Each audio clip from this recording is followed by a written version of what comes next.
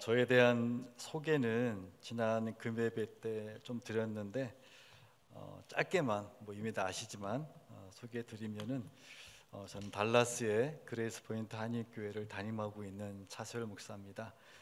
저를 초청해 주신 우리 온누리 교회와 또 박한돈 목사님에 감사드리고 하나님의 말씀을 대언할 수 있는 기회를 주신 하나님께 감사를 드립니다.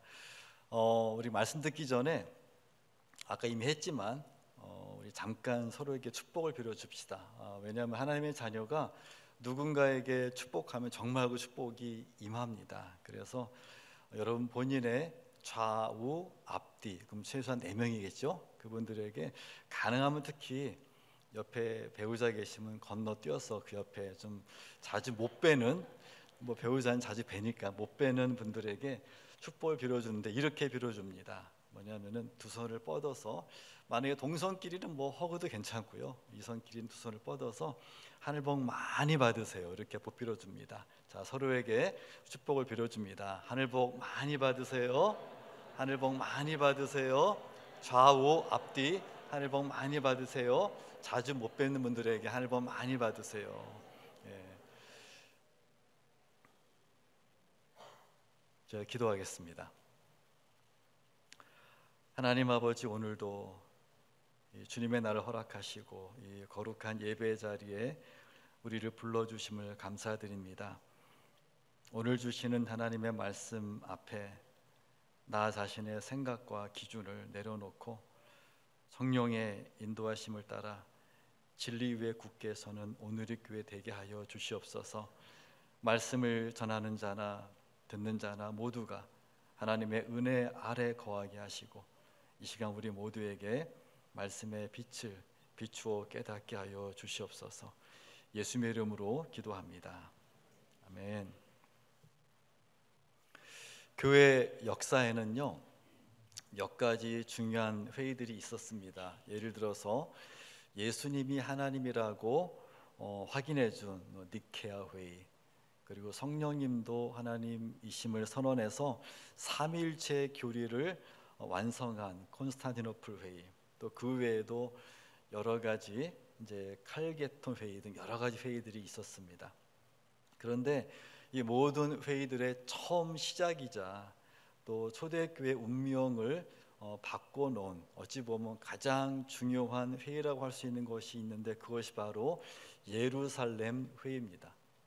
이 예루살렘 회의가 사도행전 15장에 기록이 되어 있습니다. 이 예루살렘 회의는 기독교가 유대교의 한 분파로 남느냐, 아니면 하나님이 의도하셨던 대로 온 인류를 구원하는 세계적인 종교가 되느냐를 결정하는 대단히 중요한 회의였습니다. 이 회의의 주제는 간단했습니다. 유대인이 아닌 이방인이 예수를 믿게 되었을 때 그들도 유대인처럼 할례를 받고 또 십계명 같은 모세의 계명을 지키라고 요구를 하느냐 안 하느냐 하는 그런 이슈였습니다. 다행히도 우리 성령님께서 잘 인도해 주셔서 이 회의는 하나님의 원하시는 방향으로 진행이 잘 되었습니다. 당시 예루살렘 회의를 주도했던 야고보는 이 회의에서 결정된 내용을 말로만이 아니라 편지로 써서 쓰면서 오늘 본문인 이 15장 28, 29절에 보면 이렇게 이야기를 합니다. 28절에 성령과 우리는, 이 말은 우리가 정한 것이 아니란 뜻이죠. 성령과 우리는 이 요긴한 것들 외에는 아무 짐도 너희에게, 이방인들에게 지우지 아니하는 것이 옳은 줄 알았노니, 29절, 우상의 제물과 피와 목매어 죽인 것과 음행을 멀리할지니라. 이에 스스로 삼가면 잘 되리라. 평안함을 원하노라 하였더라. 이처럼 예루살렘 회의를 통해서 야고보는 우리가 구원을 받는 것은 모세의 계명을 잘 지켜서가 아니라 오직 은혜로만 구원을 받는 것이다. 구원에는 조건이 붙을 수 없다라는 것을 딱 천명을 했습니다. 이것은 사도 베드로의 의견이 받아들여진 것인데 이걸 다 얘기하면 기니까 베드로의 결론만 살펴보면은 베드로가 사도행전 15장 11절에서 이렇게 말하죠. 그러나 우리는 그들이 우리와 동일하게 주 예수의 은혜로 구원받는 줄을 믿노라 하니라. 이거를 좀 쉽게 말하면요, 우리 유대인이 구원받고 성령 받은 것은 십계명 같은 모세의 계명을 잘 지켜서 된 것이냐? 아니다. 하나님께서 은혜로 우리를 구원해 주셨다. 그렇다면 이방인도 은혜로 구원을 받은 것이지, 우리가 그들에게 너희도 이제 우리 유대인처럼 할례를 받고 그리고 계명을 지켜야 된다 이렇게 요구할 수 없다 하는 것입니다. 예루살렘 교회는 이 결정을 이제 말로만 내린 것이 아니라 안디옥 교회를 위하여 이거를 서신으로 편지로 썼고, 뿐만 아니라 이 예루살렘 교회를 대표하는 두 사람 유다와 실라를 세우고, 이 사람을 안디옥 대표로 왔던 그 바울과 바나바와 함께 안디옥 교회로 가게 했습니다. 그래서 안디옥 교회 성도들에게 이 예루살렘 회의에서 결정한 것을 직접 설명하고, 혹시 그들이 궁금한 질문이 있으면 받도록 이렇게 배려를 해 주었습니다.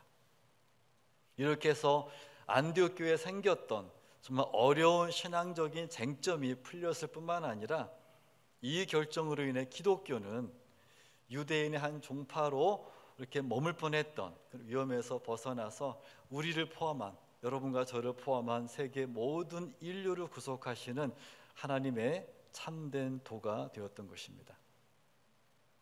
이 예루살렘 회의의 결정은 초대교회에게도 중요했지만 21세기에 사는 지금 우리에게도 아주 중요한 의미가 있습니다. 왜냐하면 이 예루살렘 회의에서 내린 결정은 이 기독교 윤리의 본질이 무엇인가를 결정해 주었기 때문입니다.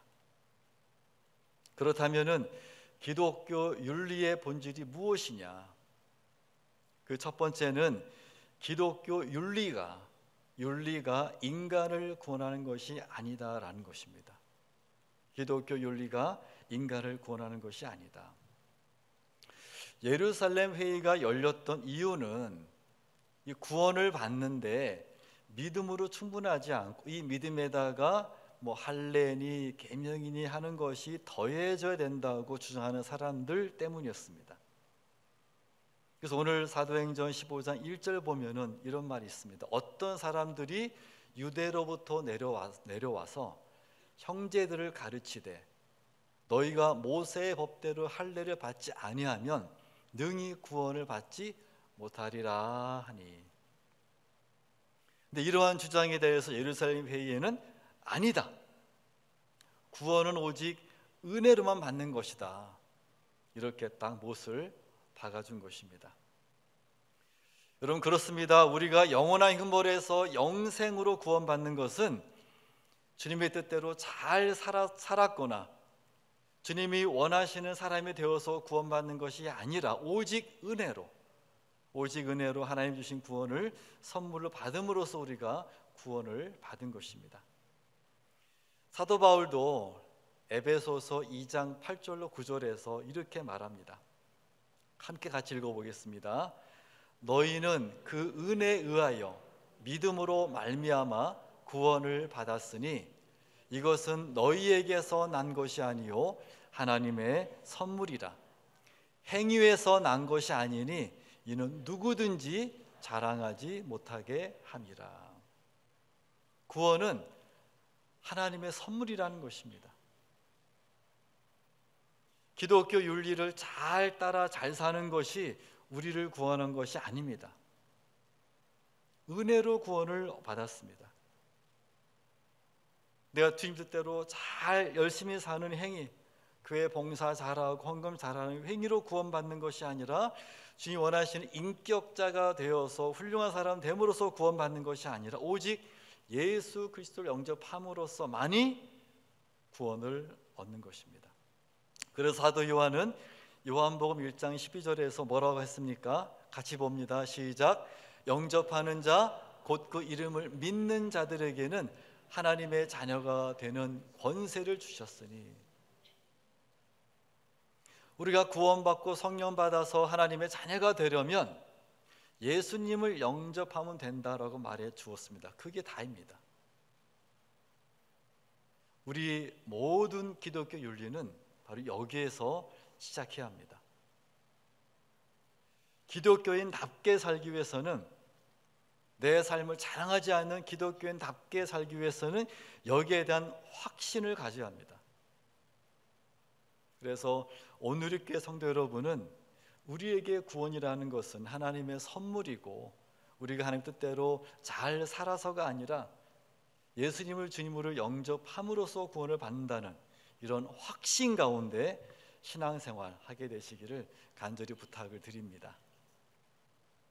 근데 이렇게 강조해서 말씀을 드려도 어떤 분 이게 용납되지 않는 것이, 이게 뭔가 석연하지가 않은 겁니다. 아니, 이 놀라운 구원이라는 걸 받으려면 그래도 구원받을 사람답게, 크리스찬답게 좀 살아야지. 어떻게 믿기만 하면 된다, 예수를 영접만 하면 된다, 이럴 수 있느냐, 이런 말을 하시는 분들이 계십니다. 근데 우리가 그런 얘기를 들었을 때, 에이, 저러시는 거는 이분이 복을 몰라서 그래, 이렇게 우리가 쉽게 비웃어서는 안 됩니다. 왜냐하면 그분들 말에 일리가 전혀 없는 것이 아니기 때문입니다. 그러면 그분들 말에서 맞는 것이 무엇이냐?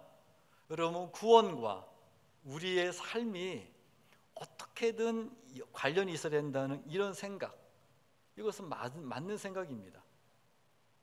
구원과 우리 삶에는 뭔가 관련이 있어야 됩니다. 그래서 이 생각 자체가 잘못된 것은 아닙니다. 그러나 이런 얘기를 하시는 분들의 생각 중에 잘못된 것은, 우리가 크리스찬답게 살아야지 구원을 받는다, 그러니까 크리스찬다운 삶을 구원의 조건으로 삼는 것은, 이게 잘못된 것입니다. 우리가 크리스찬답게 사는 삶은 예수님을 주님으로 영접해서 크리스찬 된 것이 너무 감사해서 그 결과적으로 사라지는 것이지, 우리가 주님의 뜻대로 살고 우리가 주님이 원하시는 인격이 되었기 때문에 구원받는 것은 아니라는 것입니다. 우리 구원은 은혜로 받는 것이지, 은혜로 받는 것이고 예수님을 영접함으로써만이 받는 것입니다.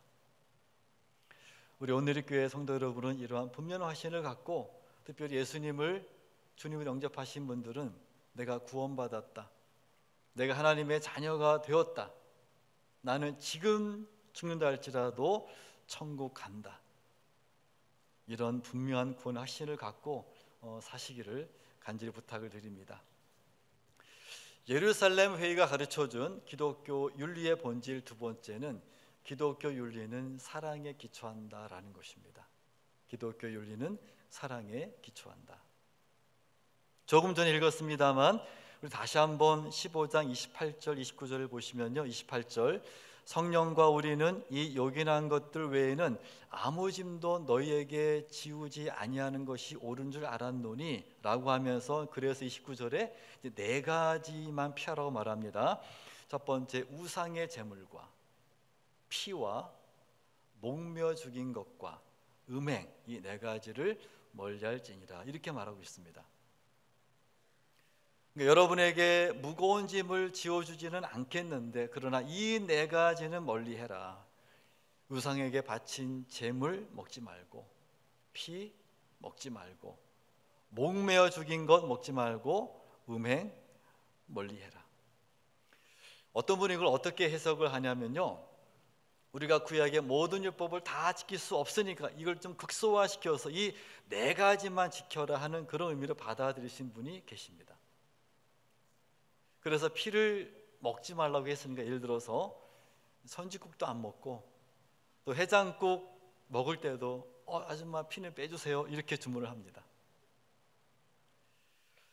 여기 네 가지만을 좀 멀리 하라고 한 것은, 모세 율법을 다 지키기 힘드니까 이 네 가지만 하면 된다라고 해서 축소해서 준 것이 아니고, 또 이 최소한이 네 가지는 지켜야 구원을 받는다 하는 것도 아닙니다. 이 말의 진짜 의도는 최소한의 계명으로서 준 것이 아니라 유대인 크리스찬들에 대한 사랑의 배려로 준 것입니다. 유대인들은 어릴 적부터 목매달아 죽인 짐승 먹지 않았습니다. 피를 먹지 않았습니다. 또 우상에게 바친 고기도 먹지 않았습니다. 그리고 여기 음행을 멀리하라는 것은 이 음행이 간통, 매춘, 동성애 같은 것만 말하는 것이 아니라 유대인은 결혼도 가까운 친척 아니면 안 했습니다. 근데 그때 이방인들은 했었거든요. 우리나라도 그렇잖아요. 동성 돈본끼리 결혼하면 큰일 나는 줄 알지 않습니까? 그런데 이런 풍습 가운데 자란 유대인이 크리스찬이 됐습니다. 그래서 교회 안에서 이제는 유대인 크리스찬들과 이방인 크리스찬들이 서로 모여서 교제도 하고 식사도 하고 그러는데, 거기에 핏덩이가 떠있는 선지가 든 해장국을 딱 꺼내놓고 먹으라면은 되겠습니까? 유대인은 어릴 적부터 그런 거 먹으면 안 되는 줄 알고 자랐기 때문에 지금 엄청 거북해하고 있는데, 그걸 알면서도 이방인 크리스찬이 나는 괜찮으니까, 그리고 이 음식은 다 깨끗한 거니까 이러고 이제 그냥 먹어도 되겠냐 이겁니다. 예루살렘 회의에서 이 네 가지만은 좀 멀리하라고 결정했던 사도들이 예수님께서 이제는 모든 음식은 깨끗하다고 말씀하신 것을 모르겠습니까? 그거를 알고 있고, 그래서 이제는 이런 선지 같은 음식을 먹어도 문제 없지만, 그러면 교회 안에 지체된 유대인 크리스찬들이 시험 받을 수도 있으니까 그들을 배려해서 먹지 말자는 것입니다. 이것이 바로 사랑의 원칙입니다. 먹어도 되는데 사랑하기 때문에 먹을 권리를 포기하는 것입니다. 우리 크리스찬들이 이제 이 사랑 원칙 안에서 사는 것입니다. 이제는 그것을 내가 해도 되느냐 안 되느냐가 중요한 이슈가 아니라, 내가 이것을 하는 것이 내 믿음에 도움이 되느냐 안 되느냐, 내 옆에 있는 이웃들에게 걸림돌이 되느냐 안 되느냐 하는 것을 기준으로 우리의 행동을 선택하면서 살아가는 것입니다. 가끔 어떤 크리스찬들은 묻습니다. 와인 한 잔은 먹어도 됩니까? 안 됩니까? 담배 피지 말라만 성경 없는데 펴도 됩니까? 안 됩니까? 고돌이 치는 것은 어떻습니까? 문신해도 됩니까? 안 됩니까? 이것은 잘못된 질문들입니다. 이것이 내 믿음에 손상을 가져오거나 내 이웃에게 도움이 안 되고 그들의 신앙에 걸림돌이 된다면 나는 얼마든지 할 수 있음에도 불구하고 안 하기로 선택하는 것이 이 사랑의 원칙 안에서 사는 모습입니다. 이제부터 우리 크리스찬의 삶은요, 이 자유라는 세상 규칙에 지배받는 것이 아니라 이 사랑이라는 그런 하늘의 규칙에 의해서 지배를 받습니다. 그래서 내가 얼마든지 할 수 있는 것이어도 내가 이웃을 사랑하기 때문에 포기하고 안 하는 것입니다. 우리가 이처럼 사랑의 원리에 의해 살면은 이 십계명 같은 계명, 이 구약 계명은 저절로 이루어집니다. 예를 들어서 7번째 계명이 간음하지 말라 하는 것인데, 내가 이웃을 사랑하면은 어떻게 그 이웃의 배우자랑 바람을 펴서 그 이웃의 마음에 상처를 심어주고 그 가정을 깰 수 있겠습니까? 우리가 이 사랑의 원칙을 갖고 살면은 이런 십계명, 구약의 계명은 저절로 지켜집니다. 어떤 분들이 이렇게 말합니다. 우리는 지금 율법 시대에 살지 않고 은혜 시대에 삽니다. 예수님께서 오심으로써 우리에게 주어진 모든 율법이 폐해졌습니다. 맞는 얘기죠. 그런데 잘못 이해하시는 부분이 있습니다. 어떻게 잘못 이해를 하냐면요, 율법이 이제 폐해졌기 때문에 계명을 더 이상 지키지 않아도 된다. 우리는 이제 율법 안에 있지 않고 은혜 안에 있기 때문에 내 마음대로 살아도 된다. 근데 이게 그런 의미가 아니겠죠. 그럼 이게 무슨 의미냐면요, 이제 우리는 이런 구약의 율법보다 더 높은 법을 갖고 살기 때문에 이제 그러한 유치한 율법은 쫓지 않아도 된다, 그런 이야기입니다. 여러분, 구약에서는 뭐라 하겠죠? 예를 들어서 이에는 이로, 눈에는 눈으로 갚으라 그랬죠. 근데 신약에서는 예수님이 뭐라고 말씀하셨습니까? 원수를 사랑하고 너를 저주한 사람을 축복해 주라고 그랬습니다. 이것이 바로 율법을 뛰어넘는 그런 사랑의 법칙입니다. 이렇게 사랑의 법칙을 갖고 살면 이 구약의 율법은 유치해지는 것입니다. 그런 의미에서 우리가 율법에서 해방됐다고 얘기하는 것이고, 또 그런 의미에서 이제 우리는 계명으로 사는 것이 아니라 은혜로 사는 것이라고 말을 하는 것입니다. 이제 우리는 사랑의 원칙으로 삽니다. 그래서 우리 성도님들도 이제 율법으로 살지 않고 이 사랑의 법칙으로 살기를 원하시면 우리 좀 예를 들어 대화가 좀 바뀌어야 됩니다. 너무 너가 잘했다, 내가 잘했다 이렇게 따지면요, 그게 바로 율법주의입니다. 이제 우리 대화에서 너가 잘했다, 내가 잘했다, 너가 옳다, 내가 옳다 이런 시시비비를 따지는 거 말고 이제 어떻게 해야 합니까? 어떤 것이 사랑이냐? 여러분, 예를 들어 어떤 어려운 결정을 놓고서 어떻게 결정해야 좋을지 잘 모를 때가 있을 것입니다. 그 잘 모르겠는 이유가 어떻게 하면은 나에게 더 이익이 될까, 이걸 생각하기 때문에 결정이 모르는 것입니다. 그런데 관점을 바꾸어서 이 둘 중에 어떤 것이 사랑이냐 이렇게 생각하면 결정이 쉬워집니다.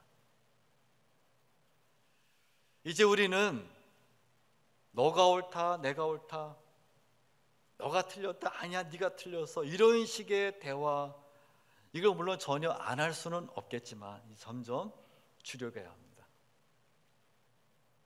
우리는 이제 율법으로 살지 않고 사랑으로 사는 크리스찬입니다. 어떻게 사는 것이 사랑이냐?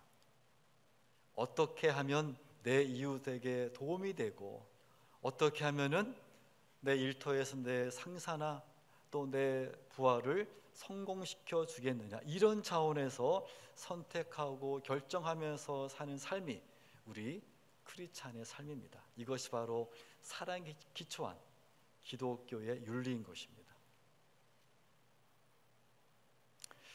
우리 오늘의 성도님도 이제는 옳고 그른 것만 너무 따지지 마시고 어떤 것이 더 사랑이냐 이런 걸 따지셔서 정말 주님께서 원하시는 그런 사랑의 삶을 사시는 여러분 되시기를 간절히 부탁을 드립니다.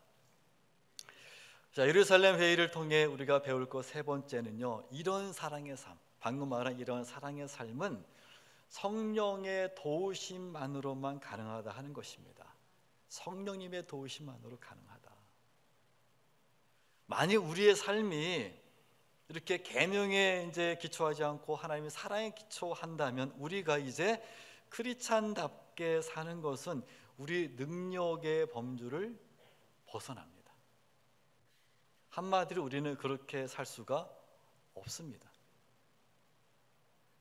계명을 지키려 하면 차라리 지킬 수 있을 것 같아요. 여러분, 마태복음에 나오는 부자 청년 얘기 아시죠? 예수님께 물었죠. 내가 어떻게 하면은 구원 얻을 수 있습니까? 하고 물으니까 예수님께서 성경에 있지 않냐 그러면서 십계명을 말씀하시니까 뭐라고 했습니까? 나는 그걸 다 지켰습니다. 그렇게 말하지 않았습니까? 그러나 우리가 이제 계명을 초월한 이 사랑의 법칙으로 산다고 하면은 우리는 그렇게 살 수가 없다는 것을 깨닫지 않을 수가 없습니다. 우리가 어떻게 이웃을 내 몸과 같이 사랑하면서 삽니까?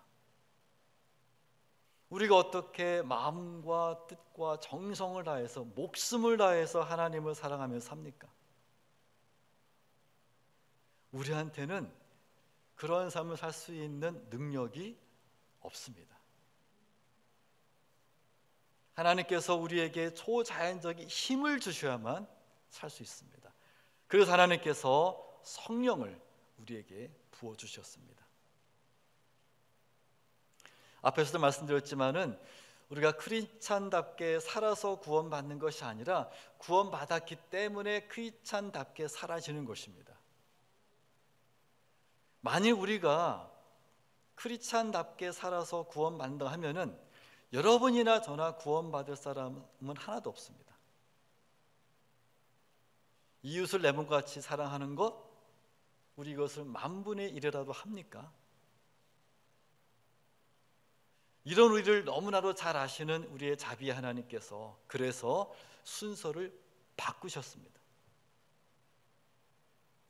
너희가 올바른 삶을 살면 구원해 준다가 아니라 내가 너희를 구원해 주겠다. 내가 너에게 성령을 부어주겠다. 그래서 그 성령이 너희 안에서 역사해서 내 뜻대로 살 수 있게 해주겠다.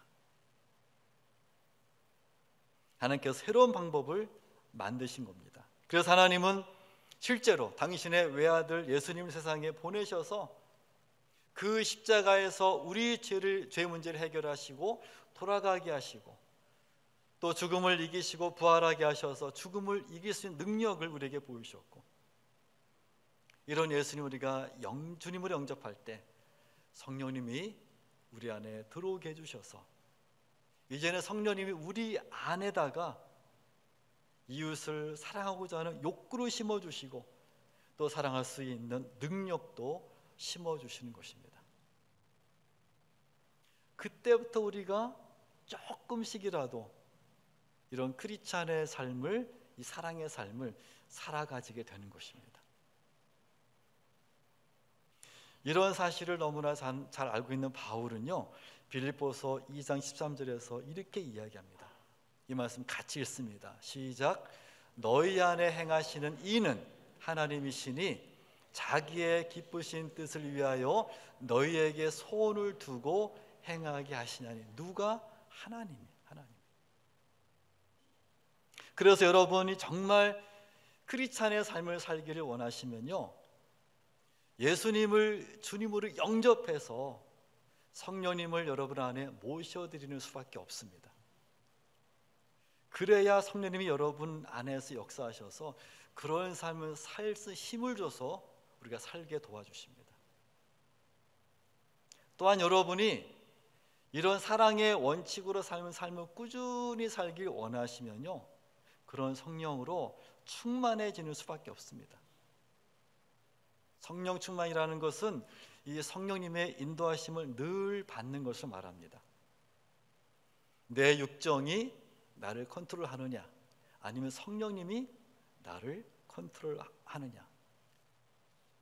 성령님이 나를 컨트롤하시도록 나를 그분에게 맡기는 것을, 그래서 그러한 삶을 살아가는 것을 성령 충만하다라고 말합니다.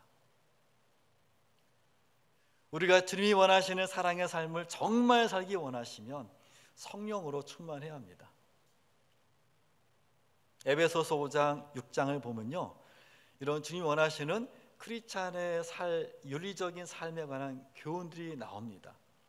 그 5장 21절부터 보면은 남편과 아내와의 관계, 또 자녀와 부모와의 관계, 종과 상전과의 관계가 나옵니다.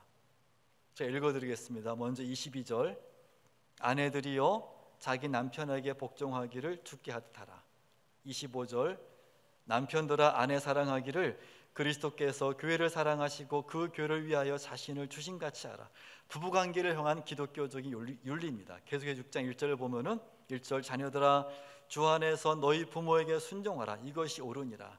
부모에 대해서는 4절 보면 또 아비들아 너희 자녀를 노엽게 하지 말고 오직 주의 교훈과 훈계로 양육하라. 이게 믿음에 있는 자녀와 부모를 향한 기독교의 윤리입니다.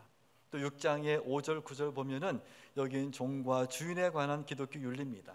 5절 종들아 두려워 말고 떨며 성실한 마음으로 육체의 상전에게 순종하기를 그리스도께 하듯 하라. 9절 상전들아 너희도 그들에게 이와 같이 하고 위협을 그치라. 여기 보면은 다양한 표현을 썼습니다.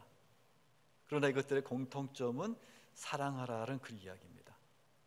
여러분, 이 사랑이라는 것은 환경과 그 대상에 따라서 표현이 달라져야 되기 때문에 여기 뭐 사랑해라, 복종해라, 순종해라, 또 노엽게 하지 말아라, 위협하지 말아라, 이렇게 다른 표현을 썼다 뿐이지 한마디로 서로 사랑하라, 그런 이야기입니다.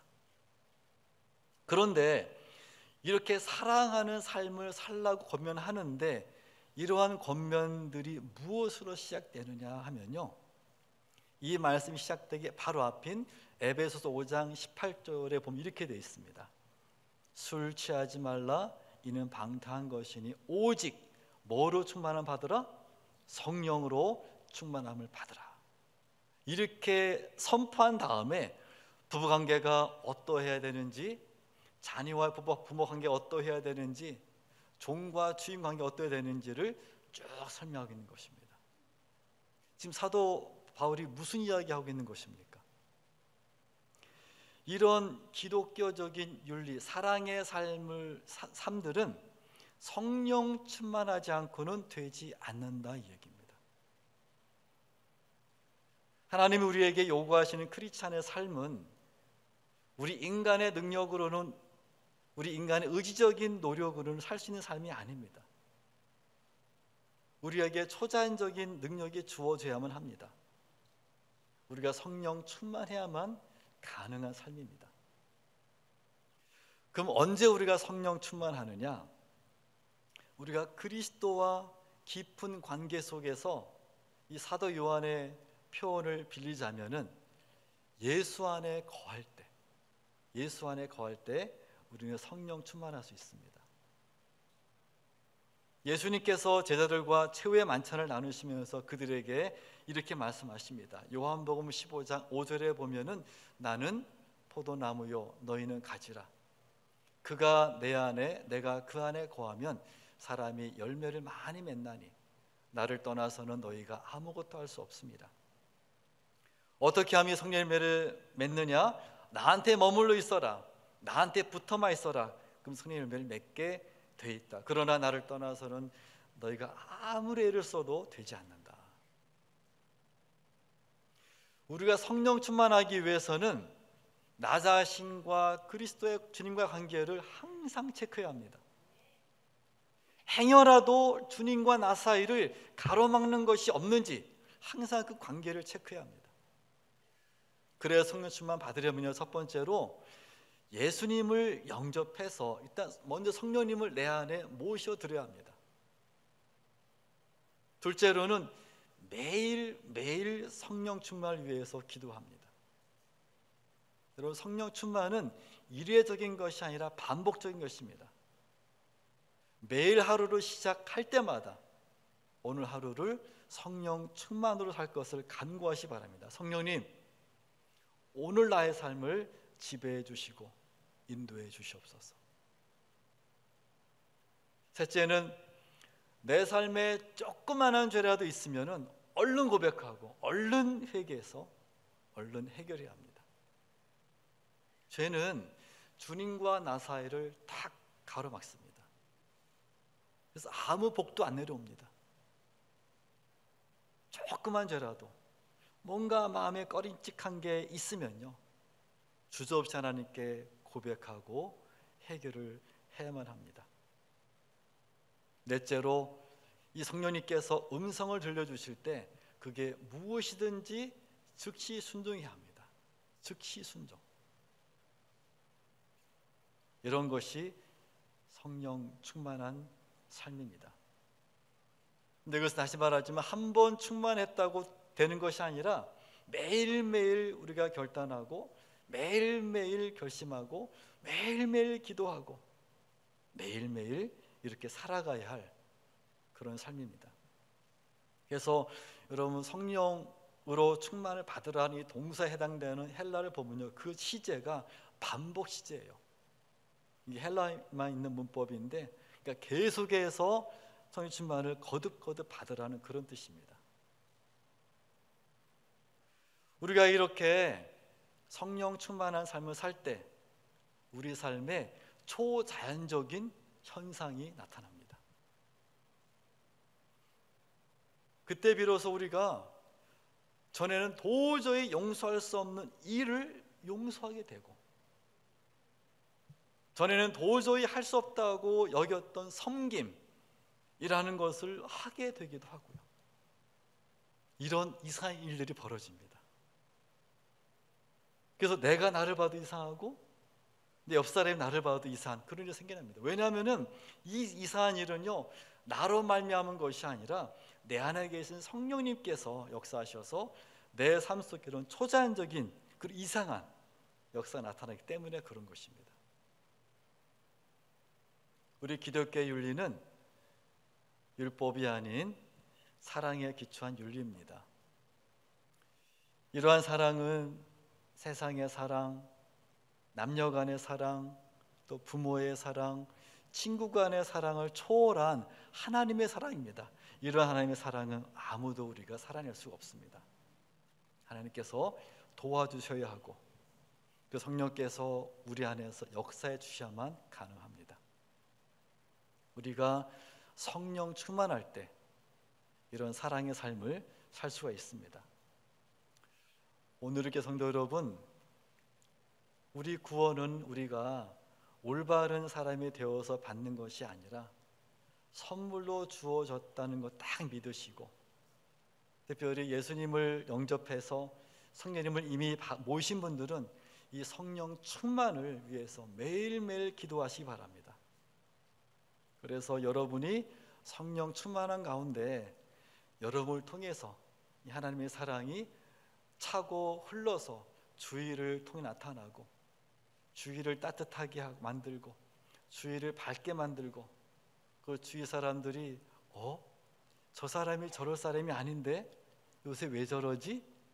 이런 칭찬의 대상이 되는, 그 하나님을 궁금하게 만드는 그런 성도님 다 되시기를 예수님의 이름으로 축원합니다. 기도하겠습니다.